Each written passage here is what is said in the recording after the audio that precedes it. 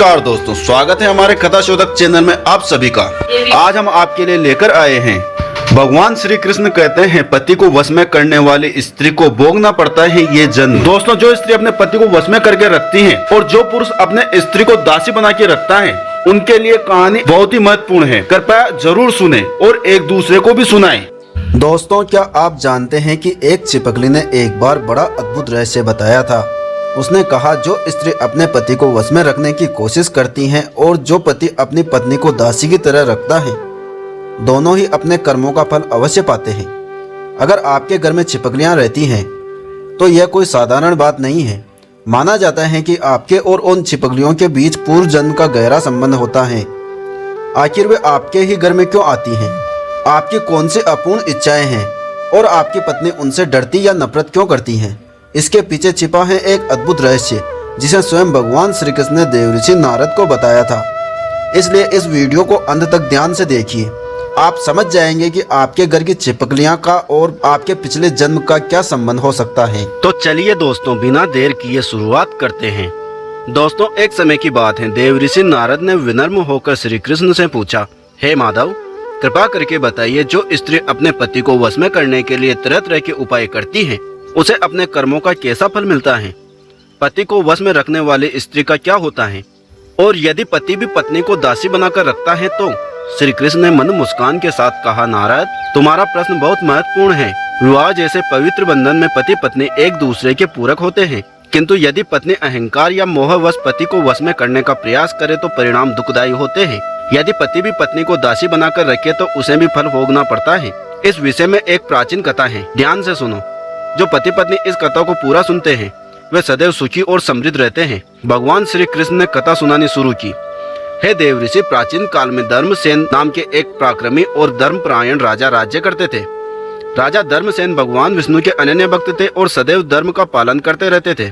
उनकी पत्नी रानी संध्या अत्यंत रूपवती और सद्गुणों से संपन्न थी। दोनों में गहरा प्रेम और आदर था। एक दिन राजा धर्मसेन अपनी प्रिय रानी संध्या के साथ विहार करने निकले। उन्होंने मनोरम मंदराचल पर्वत पर घूमने का निश्चय किया।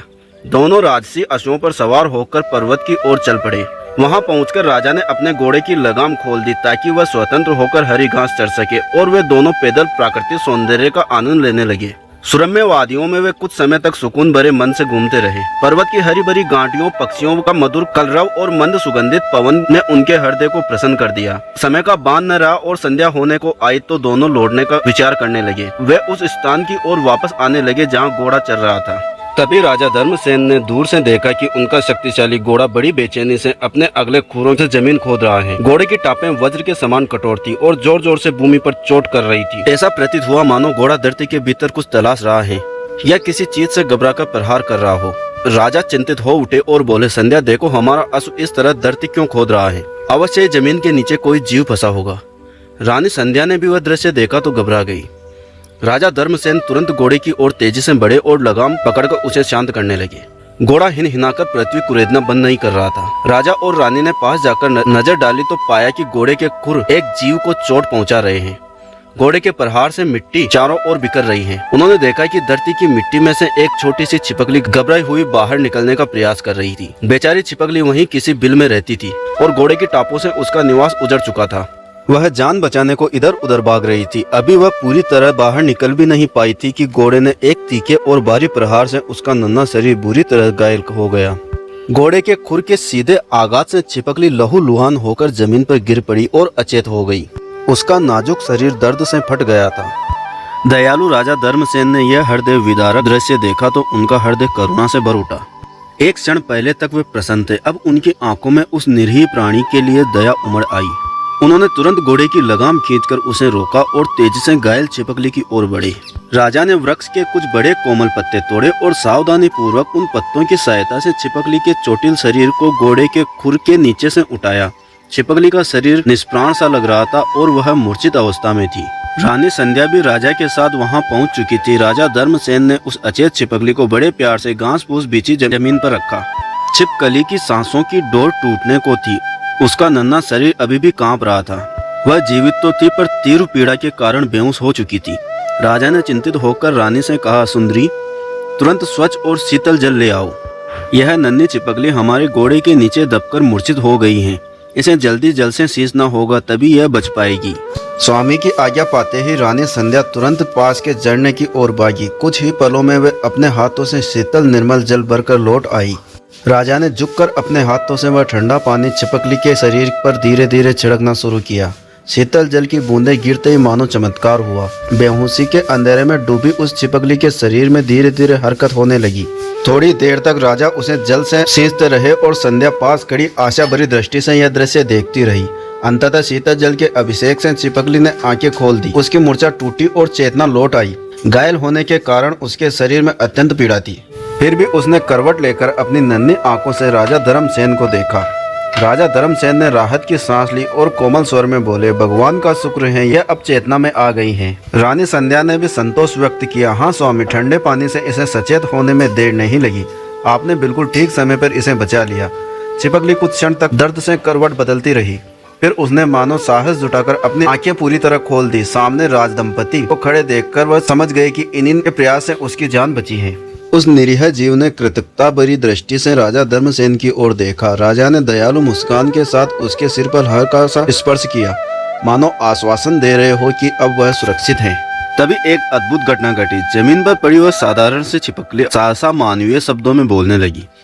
दुर्लभ और कामपति आवाज में उसने राजा को संबोधित किया, महाबाहु धर्मसेन महाराज, आपने मुझ पर जो अनुग्रह किया है उसके लिए मैं हृदय से आभारी हूँ। आप जैसे पुण्यवान राजा के सानिध्य में आने से मुझे अब सब कुछ ज्ञात हो गया है। यह सुनकर राजा और रानी दोनों आश्चर्य में पड़ गए। अरे यह क्या, यह छिपकली तो मनुष्य की वाणी में बोल रही है। राजा ने हाथ जोड़कर उस छिपकली से पूछा, हे देवी, आप कौन हैं? आपकी ऐसी दशा किस कारण हुई है और आप मनुष्य की वाणी में कैसे बोल पा रही हैं? कृपया अपना वृतांत विस्तार से सुनाइए ताकि मैं आपकी सहायता कर सकूं। तब वह छिपकली बोलने लगी, हे राजन, कृपया मेरी बात सुने। मैं कोई साधारण छिपकली नहीं हूँ, बल्कि अपने पूर्व जन्म के कर्मफल भोग रही एक पापिनी आत्मा हूँ। यदि आपकी कृपा न होती तो आज मेरा जीवन समाप्त हो जाता। आज जब आपके जैसे भगवान विष्णु के परम भक्त का सानिध्य मुझे प्राप्त हुआ तो मुझे मनुष्य की वाणी प्राप्त हो गई और पूर्व जन्म के सभी कर्म स्मरण हो गए। इसीलिए मैं आपको अपने पूर्व जन्म का चरित्र सुनाती हूँ, तभी आपको मेरे इस दुख का कारण समझ में आएगा। उस छोटे से प्राणी के ऐसे वचन सुनकर राजा धर्मसेन भी आश्चर्यचकित थे, किंतु वे धर्म और आध्यात्म के गहन रहस्यों से भली भांति परिचित थे। उन्होंने मन ही मन सोचा कि निश्चय यह कोई पूर्व जन्म का प्राणी है जो साप या पाप के कारण छिपकली बना है। तुरंत अपना आश्चर्य संभाल कर वे पृथ्वी पर झुके और नरम स्वर में बोले, हे बोले प्राणी, निसंकोच अपना वृतांत सुनाओ। मैं ध्यान पूर्वक सुनूंगा। तुम्हारे कष्ट का कारण जानना हमारा कर्तव्य है। तुम निश्चिंत होकर सब बताओ। छिपकली ने कराहते हुए कहना आरंभ किया, महाराज, मेरा पूर्व जन्म का नाम पद्मावती था। मैं एक ब्राह्मण की पत्नी थी और रमणीय शाकल नगर में रहती थी। उस नगर में एक सुहाने बाग बगीचे और पवित्र मंदिर थे। मेरे पति एक विद्वान ब्राह्मण थे और नगर में उनका बड़ा सम्मान था। प्रारब्धवश मुझे रूप यौवन का वरदान प्राप्त था। मैं देखने में सुंदर थी, युवा थी, गृह कार्यों में निपुण थी। मैंने मन, वचन और कर्म से अपने पति की सेवा में कोई कमी नहीं रखी। फिर भी दुर्भाग्य से मैं अपने स्वामी की प्रिय न बन सकी। मेरे पति न जाने किस कारण मुझसे सदा रुष्ट रहते थे। जितना मैं उन्हें प्रसन्न करने का प्रयास करती थी उतना वे मुझसे दूर होते गए। छोटी छोटी बातों पर क्रोध करते और कठोर वचन कहते। उनके तीखे शब्द मेरे हृदय को छलनी कर देते थे। मैं रात दिन यही सोचकर रोती कि ऐसा क्या करूं जिससे मेरे स्वामी का स्नेह मुझे मिले। एक पत्नी के लिए इससे बड़ी पीड़ा और क्या हो सकती है कि उसका पति उसे नफरत करे या दूसरों में आसक्त हो।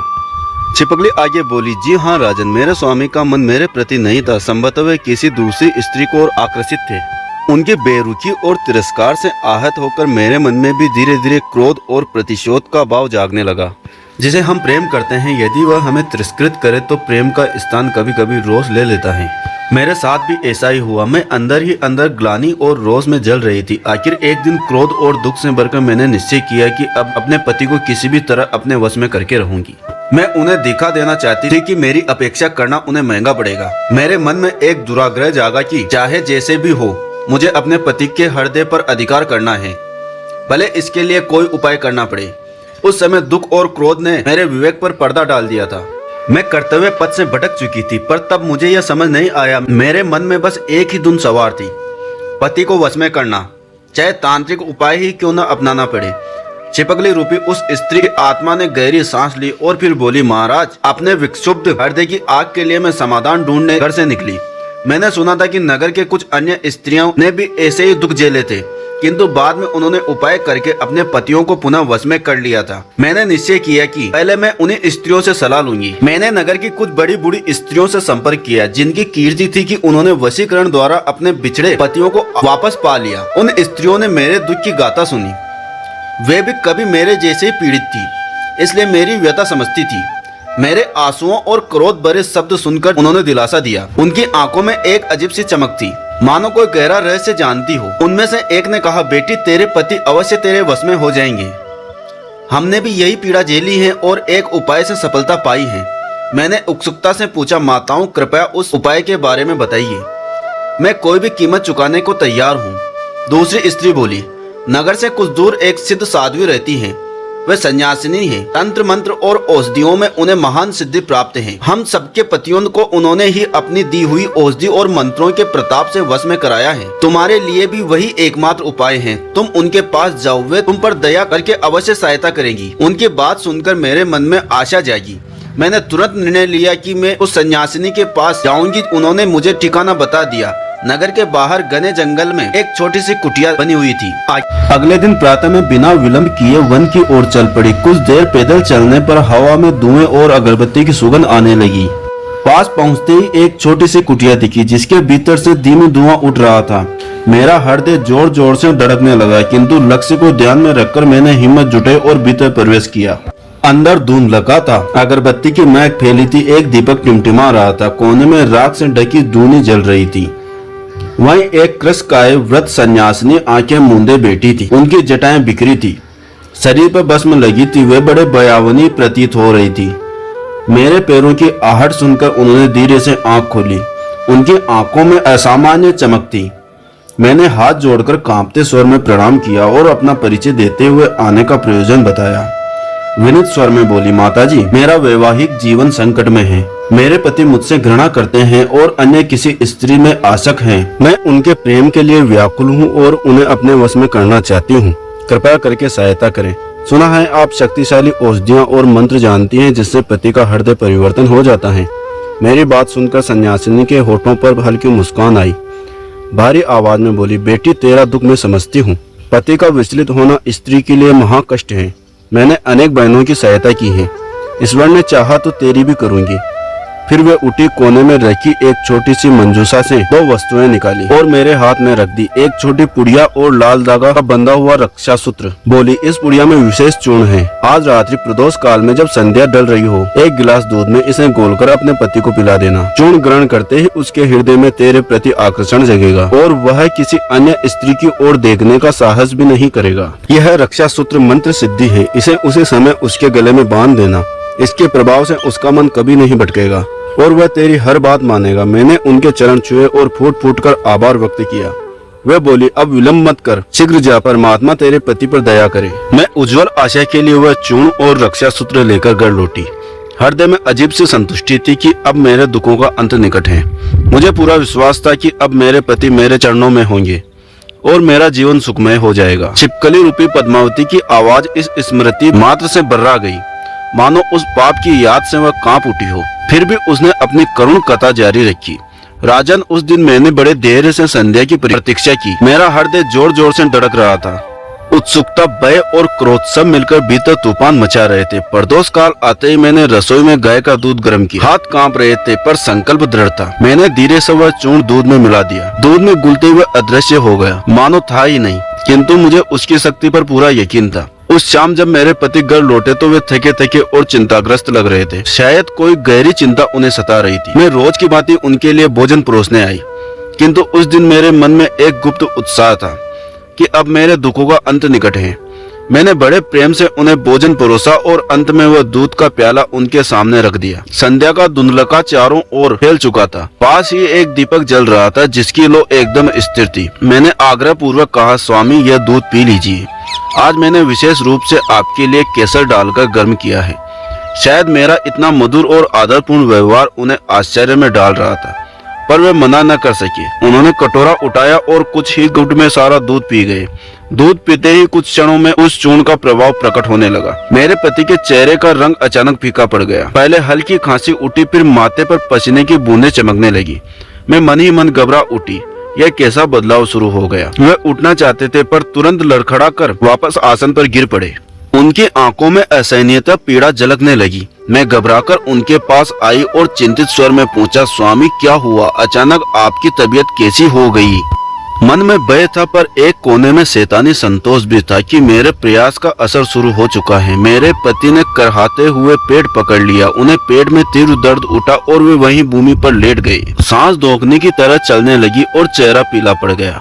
ऊपर से मैं व्याकुलता का अभिनय कर रही थी पर भीतर मेरा अहंकार तुष्ट हो रहा था कि जितना अपमान मैंने सहा है उसकी सजा अब उन्हें मिल रही है। पर महाराज कुछ ही देर में स्थिति मेरे नियंत्रण से बाहर होती दिखी। उनके पूरे शरीर में अजीब सी जड़ता छा गई। तीव्र ज्वर ने उन्हें घेर लिया।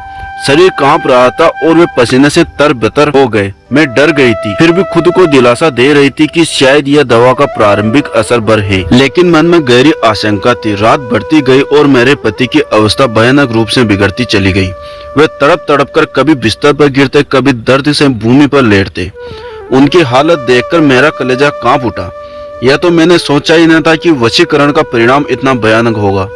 मैं बुरी तरह घबरा गई। मेरे पति को जो पीड़ा हो रही थी उसे देखकर पत्थर दिल भी पिघल जाता। मैंने जल्दी से उन्हें संभालकर किसी तरह बिस्तर पर लेटाया। उनकी आंखें पीड़ा से लाल हो चुकी थी और शरीर तपकर अंगारा बना हुआ था। 1-2 दिन में ही उनकी सेहत पूरी तरह से गिर गई। तेजस्वी देह खोखली होती चली गई। चेहरा सूखकर पीला पड़ गया, आंखें भीतर धंस गई। राजन, उस अभाग्य चूर्ण के दुष्प्रभाव से मेरे स्वामी को क्षय रोग हो गया। वे दिन ब दिन क्षीण होते गए। उनके गुप्त अंग में एक भयानक घाव हो गया जिसमें संक्रमण फैल गया और कीड़े पड़ गए। वह अत्यंत भयावह दृश्य था। मैंने अपने क्रोध में जो रास्ता चुना वह आग बनकर सब कुछ भस्म करने को उद्यत था। मेरे पति जीवन और मृत्यु के बीच जूझ रहे थे। मेरा गर्व अब डर और पछतावे में बदलने लगा। मैं मन ही मन भगवान से प्रार्थना करने लगी कि किसी तरह मेरे पति ठीक हो जाए। मुझे अब अपनी भयंकर भूल का एहसास होने लगा। मेरे पति बिस्तर पर पड़े पड़े निरंतर करहाते और आहें भरते रहते। कभी कभी दर्द के मारे चीख उठते और फिर बेबस होकर मुझे पुकारने लगते, सुंदरी ओ सुंदरी, मुझे बचा लो। मैं तुम्हारा दोषी हूँ, मैंने तुम्हारा दिल दुखाया है, लेकिन अब मुझ पर दया करो। मैं तुम्हारा दास हूँ, तुम्हारी शरण में हूँ। अब कभी किसी पराई स्त्री के पास नहीं जाऊंगा, कभी तुम्हें नहीं छोड़ूंगा। बस मुझे इस पीड़ा से मुक्ति दिला दो। उनकी ऐसी करुण वाणी सुनकर मेरा हृदय फटने लगा। जिन कठोर शब्दों ने कभी मेरे हृदय को छलनी किया था, आज वही मेरे चरणों में पड़कर गिड़गिड़ा रहे थे। मेरे स्वामी मेरे पांव पकड़कर रो रहे थे। वह दृश्य देखकर मेरे अंदर मानो कुछ टूट गया। बदले की आग कब की बुझ चुकी थी। मेरे हट का स्थान गहरे पछतावे ने ले लिया था। मैंने घबरा कर सोचा, मैंने ये कैसा अनर्थ कर डाला। अपने प्रिय पति को इस दशा में देखकर मुझे स्वयं से घृणा होने लगी। उस क्षण मैंने दृढ़ निश्चय किया कि अब किसी भी कीमत पर अपने पति की जान बचाऊंगी। मैं अपने पति को सुधारना चाहती थी, यद्यपि बहुत देर हो चुकी थी। पद्मावती रूपी उस चिपकली ने गहरी उसास भरकर आगे कहना शुरू किया। मेरे हृदय में अब पछतावा और भय के सिवा कुछ नहीं था। मेरे पति के करुण क्रंदन ने मेरी आंखें खोल दी थी। मैं तुरंत उठी और फिर भागी भागी उसी तपस्विनी सन्यासिनी के आश्रम पहुंची। मुझे देखते हुए चौंक गई क्योंकि मैं बुरी तरह से रो रही थी।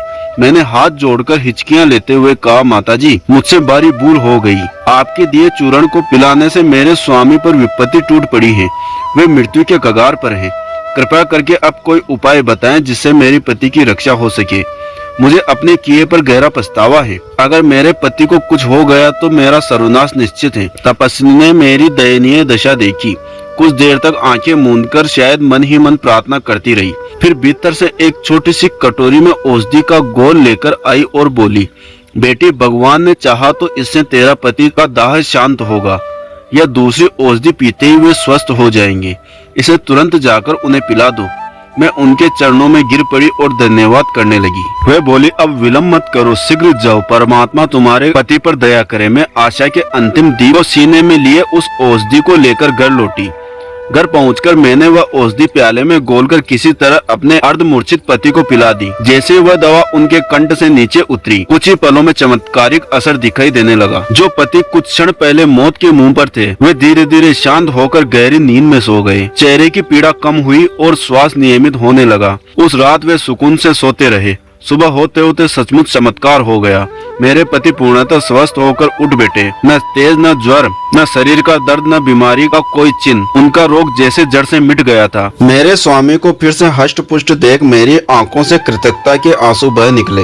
मैंने तुरंत ईश्वर को प्रणाम किया और उस सन्यासिनी को मन ही मन धन्यवाद दिया, जिनकी दया से मेरे जीवन की सबसे बड़ी विपत्ति टल गई। होश आने पर मेरे पति को स्वयं विश्वास नहीं हुआ। वे आश्चर्य से अपना शरीर टटोलने लगे और बोले, ये कैसा चमत्कार है। मैं तो निश्चित मृत्यु को प्राप्त हो रहा था, अब बिल्कुल ठीक हूँ। फिर उन्होंने मुझ पर दृष्टि डाली। पिछले दिनों के कष्ट ने उनके हृदय को पूरी तरह बदल दिया था। नरम स्वर में बोले, देवी, शायद तुम्हारी सेवा और तपस्या से भगवान ने मुझे जीवन दान दिया है। मैंने तुम्हारे साथ बहुत अन्याय किया है। तुमने मेरी इतनी सेवा की, मुझे माफ कर दो।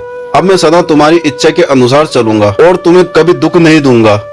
यह कहते हुए उनकी आंखें भी नम हो गई और वे मेरे चरणों में झुकना चाहते थे, पर मैंने झट से उन्हें रोक लिया।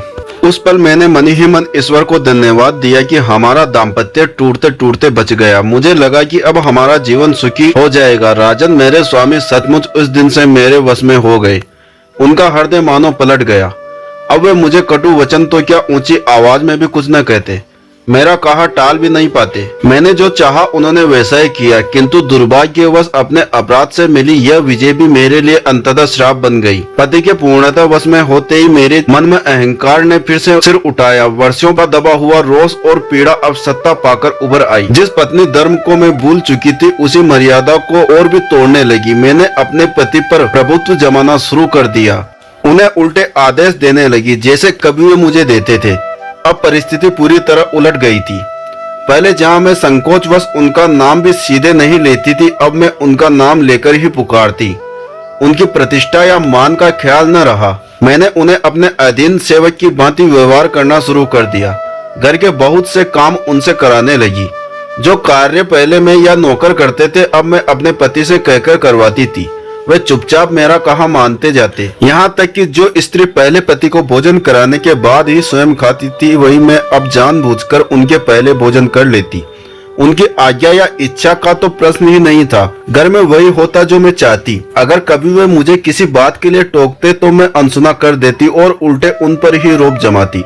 महाराज, उस समय मुझे लगा था कि मैंने जीवन की सबसे बड़ी लड़ाई जीत ली है। मेरे पति अब सदा के लिए मेरे वश में थे और जैसा मैं कहती वैसा ही होता। एक पल को मुझे लगा कि मैं संसार की सबसे सुखी स्त्री हूँ, लेकिन मनुष्य अपने कर्मों से कब तक भाग सकता है। मेरे पाप ने मेरा पीछा नहीं छोड़ा। कुछ समय बाद विधि का विधान सामने आया। मेरी मृत्यु का समय आ पहुंचा। मैं अधिक दिन जीवित न रह सकी। एक दिन इस नाशवान देह को छोड़कर मैं मर गई। प्राण निकलते ही मेरे सामने यमदूत आ खड़े हुए। उनके भयानक रूप को देखकर मेरी आत्मा कांप उठी।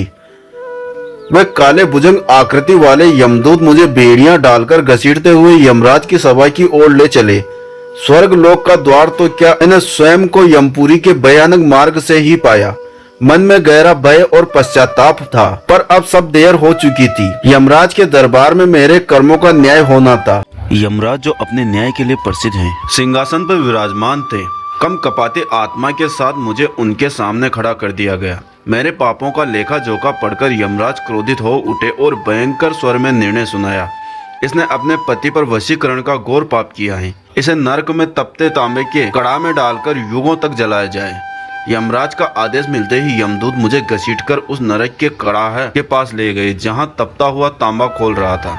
मैं चीख चीख कर क्षमा की भीख मांगने लगी, पर वहां मेरी सुनवाई करने वाला कोई न था। अगले ही पल उन यमदूतों ने मुझे उठाकर उस खोलते हुए तांबे के विशाल भगोने में फेंक दिया। राजन, यह यातना असहनीय थी। जैसे मेरा सूक्ष्म शरीर उस खोलते तांबे में गिरा, मैं चीख मारकर तड़प उठी। लगता था जैसे असंख्य बिच्छू एक साथ डंक मार रहे हो, जैसे शरीर में अरबों खरबों तीर एक साथ चुभ रहे हो। मैं अनगणित वर्षों तक उसी यातना को भोगती रही। मेरा चीखना, चिल्लाना, रोना, विलाप सब व्यर्थ था। वहाँ मेरी सुनने वाला कोई नहीं था। मेरे पाप मुझे भस्म कर रहे थे। तांबे के उस उबलते कड़ाह में मुझे लगातार 15 युगों तक जलाया गया। इतने दीर्घ काल तक नारकीय यातना भोगने के बाद जब मेरे कुछ पाप भस्म हो गए, तब यमराज ने मुझे नरक से निकालने का आदेश दिया। मैं समझ चुकी थी कि मेरे कृत्य असम्य हैं, किंतु अभी पूरी सजा शेष थी। यमराज ने कठोर स्वर में कहा, इसके पाप पूर्णतः नहीं मिटे, इसे मनुष्य योनि अभी नहीं मिलेगी, इसे पृथ्वी पर भेज दो। उनके आदेश से मेरा अगला जन्म पृथ्वी पर एक तुच्छ छिपकली के रूप में हुआ। हे महाराज, इस छिपकली की देह में मुझे अब 10,000 वर्ष बीत चुके हैं। इतने वर्षों तक मैं इस रूप में पृथ्वी पर भटकती रही हूँ, कभी पुराने खंडहरों में, कभी पेड़ों की खो में, कभी लोगों के घरों की अंधेरी दरारों में छिपकर मैंने दिन काटे। इस तुच्छ देह में जीवन अत्यंत दुखमय है। न ठीक से अन्न न जल, बस कीड़े मकोड़े खाकर जीवित रही। निरंतर 10,000 वर्षों में अपने पापों पर पछताते और ईश्वर से क्षमा मांगते हुए बिताती रही। हर दिन मैंने आस बांधे रखी थी कि अब मेरा यह श्रापित जीवन समाप्त होगा और मुझे मुक्ति मिलेगी। न जाने कितनी बार प्रार्थना की है कि है कोई महापुरुष मुझ पर दया करे और मेरा उद्धार कर दे। इतना कहकर छिपकली रूपी स्त्री ने राजा धर्मसेन की ओर देखते हुए अपनी अंतिम विनती रखी। भूपाल, यह था मेरे पापों का पूरा प्रसंग। मेरी कथा सभी स्त्रियों के लिए चेतावनी है। यदि कोई युवती भी अपने पति को वश में करने का दुस्साहस करे, चाहे वशीकरण मंत्र से चाहे अपमान करके, तो उसके सारे पुण्य नष्ट हो जाते हैं। ऐसी दुराचारिणी को भी मेरे समान कठोर दंड मिलता है। मरने के बाद तपते तांबे के कड़ाहों में जलना पड़ता है और असहनीय यातनाएं भोगनी पड़ती हैं। महाराज धर्मसेन, आज मैं बड़ी आशा लेकर आपके शरण में आई हूँ। आप परम धर्मात्मा हैं। यदि आप मुझ पर कृपा न करेंगे तो मेरा उद्धार असंभव है। मैं फिर पाप के कुएं में गिर जाऊंगी। कृपया मुझ पर दया कीजिए। आपने स्वयं इतना पुण्य संचय किया है। आप तो इस पृथ्वी पर धर्म के साक्षात स्वरूप हैं और आपके सत्कर्मों ने यमराज के मार्ग को भी विध्वंस कर रखा है। अब दया करके अपने पुण्य का थोड़ा अंश मुझे दान कर दीजिए, ताकि मैं इस घोर चिपकली योनि से छुटकारा पा जाऊं। आपके चरणों में पड़ी यह दुखिया जीवन की भीख मांग रही है। मेरे पिछले जन्म के स्वामी मुझसे रुष्ट थे, पर अब आप जैसे दयालु स्वामी का सहारा मिला है। कृपया करके मुझे इस नारकीय दुर्दशा से मुक्त कीजिए। यह कहकर छिपकली रूपी स्त्री राजा के चरणों के निकट सरक आई और बिलक बिलक कर रोने लगी। उसकी रुद्ध आवाज, आंसू और दर्द भरी विनती ने वातावरण को अत्यंत मार्मिक बना दिया। राजा धर्मसेन और रानी संध्या ने उसकी करुण पुकार सुनी। कुछ क्षणों तक वहाँ स्तब्ध सन्नाटा छाया रहा। केवल उसकी सिसकियां और पर्वत की निस्तब्धता में झिंगुरों की आवाज। छिपकली द्वारा सुनाई गई हृदय विदारक कथा को दोनों ने बड़े ध्यान से सुना। कथा समाप्त होते होते रानी संध्या के मुख पर गंभीरता छा गई। उन्होंने रोती हुई छिपकली की ओर देखा और फिर राजा की ओर मुड़कर बोली, स्वामी, मनुष्य अपने कर्मों का सुख दुख भोगता है। इस स्त्री ने अपने पति के प्रति दुष्ट भाव रखकर छल और तंत्र का सहारा लिया। परिणाम स्वरूप यह नरक और यह योनि भोग रही है। इसमें आश्चर्य क्या, इसे तो अपने कर्मों का दंड मिला है। मुझे लगता है इस पापिनी से दूर रहना ही उचित है। रानी संध्या के वचन सुनकर राजा धर्मसेन गंभीर स्वर में बोले, संध्या, तुम्हारे मुख से ऐसी निर्मम बातें शोभा नहीं देती। सुमुखी सज्जन और साधु पुरुष का आचरण ऐसा नहीं होता। सच्चा धर्मात्मा वही है जो दूसरों के कष्ट को अपना कष्ट समझे और यथाशक्ति उसका निवारण करे। जो पापी और निर्दयी होते हैं वे ही केवल अपने सुख की चिंता करते हैं। फिर हम इस दुखिया नारी की सहायता क्यों न करें? यह अपने पाप का फल भोग चुकी है। क्या हम अपने पुण्य से इसे उबार नहीं सकते? यदि ईश्वर ने हमें शक्ति दी है तो उसका उपयोग किसी के कल्याण में ही करना चाहिए। सुंदरी संध्या, में निश्चय कर चुका हूँ, मैं इस दुखिया चिपकली को अपने पुण्यों का अंश देकर अवश्य उद्धार करूंगा। ठीक वैसे जैसे प्राचीन काल में राजा ययाति का उद्धार उनके पुण्यशाली पुत्रों ने अपने पुण्य देकर किया था। यह मेरा सौभाग्य है कि ईश्वर ने मुझे किसी प्राणी के उद्धार का माध्यम बनाया है। यह कहकर राजा धर्मसेन ने अपनी आंखें मूंद ली और मन ही मन भगवान विष्णु का स्मरण करते हुए अपनी बाहें आगे बढ़ा दी। दया और वात्सल्य से कांपते हुए स्वर में आशीर्वाद दिया, हे परमात्मा, मेरे द्वारा किए गए व्रत, तप, दान और सभी शुभ कर्मों का पुण्य हो, वह सब इस पीड़ित स्त्री को अर्पित करता हूँ। मेरे पुण्य के प्रकाश से इसके पापों का अंधकार दूर हो। श्री हरि इस पर कृपा करें। राजा के इन वचनों के साथ ही एक अद्भुत चमत्कार हुआ। राजा धर्मसेन के मुखमंडल से तेजस्वी प्रकाश निकलकर उस चिपकली के शरीर पर पड़ने लगा, मानो उनके पुण्य की दिव्य ज्योति उस निरीह प्राणी को अलौकिक कर रही हो। कुछ ही क्षणों में वह प्रकाश प्रखर हो उठा और छिपकली का 100% छोटा शरीर उसमें लुप्त सा होने लगा। प्रकाश का वह पुंज कुछ देर तक फैला रहा, जब तेज कम हुआ और राजा धर्मसेन तथा रानी संध्या ने आंखें खोली तो सामने का दृश्य देखकर उनके नेत्र आनंदाश्रुओं से भर आए। उस स्थान पर छिपकली का शरीर नहीं था, वहाँ एक दिव्य सुंदरी खड़ी थी। रूप अतुलनीय, तेजस्वी, चमकते रत्नों से जटित दिव्य वस्त्र और आभूषणों से अलंकृत। उसका मुखमंडल सूर्य सा देदीप्यमान था, मानो स्वयं लक्ष्मी जी प्रकट हो गई हो। नया जीवन पाकर वह दिव्य स्त्री आनंद विभोर होकर राजा और रानी को दंडवत प्रणाम करने लगी। उसकी आंखों में कृतज्ञता के आंसू थे और चेहरे पर असीम शांति थी। विनम्र स्वर में बोली, हे राजन, आपने मुझ पर अपार कृपा की है। आपका यह उपकार जीवन पर्यंत नहीं भूलूंगी। परमात्मा आपको दीर्घायु और अपार यश प्रदान करे। इतना कहकर वह दिव्य स्त्री हाथ जोड़कर आकाश की ओर देखने लगी। उसी क्षण आकाश मार्ग से देवदुन्दुभी और मधुर संगीत के बीच एक दिव्य विमान नीचे उतरा। राजा धर्मसेन से आज्ञा लेकर वह उस विमान पर आरूढ़ हो गई। अगले ही पल देवताओं के मधुर गान के मध्य वह विमान आकाश में उड़ चला और वह दिव्य स्त्री वैकुंठ धाम की ओर जाती हुई दृष्टि से ओझल हो गई। इस प्रकार राजा धर्मसेन ने अपने त्याग और धर्म पालन से एक पीड़ित आत्मा का उद्धार किया। इसके पश्चात राजा और रानी शांत मन से अपने घोड़े पर सवार होकर राज्य की ओर लौट चले। भगवान श्री कृष्ण ने कथा समाप्त की तो नारद मुनि की आंखें भी नम थीं। उन्होंने हाथ जोड़कर कहा, हे प्रभु, आपकी इस कथा ने मेरे हृदय को शुद्ध कर दिया। सचमुच जो स्त्री अपने पति को वश में करने का पाप करती है उसका अंत ऐसा ही दुखद होता है। यह कथा प्रत्येक स्त्री पुरुष के लिए शिक्षा है कि दाम्पत्य जीवन में प्रेम, विश्वास और धर्म पालन ही सर्वोत्तम मार्ग है। प्रिय मित्रों, इस कथा से हमें यह शिक्षा मिलती है कि पति पत्नी के संबंध में परस्पर आदर, विश्वास और धर्म का पालन परम आवश्यक है। विशेष रूप से पत्नी द्वारा पति को छल, जादू टोना या अनुचित ढंग से वश में करने का प्रयास घोर विनाशकारी सिद्ध होता है। पति को परमेश्वर स्वरूप मानकर उसकी सेवा और सम्मान करना ही स्त्री का परम धर्म है। जो स्त्री कपट या अहंकार का मार्ग अपनाती है उसे जीवन में कभी सुख नहीं मिलता और उसे अपने कर्मों का कठोर फल अवश्य भोगना पड़ता है। तो मित्रों, मैं आशा करता हूं कि आपको यह कथा पसंद आई होगी और यदि आप इस चैनल कथा शोधक पर नए हो तो चैनल को सब्सक्राइब कर वीडियो को लाइक एवं शेयर जरूर करें। साथ ही कमेंट बॉक्स में जय मां दुर्गा अवश्य लिखें। धन्यवाद।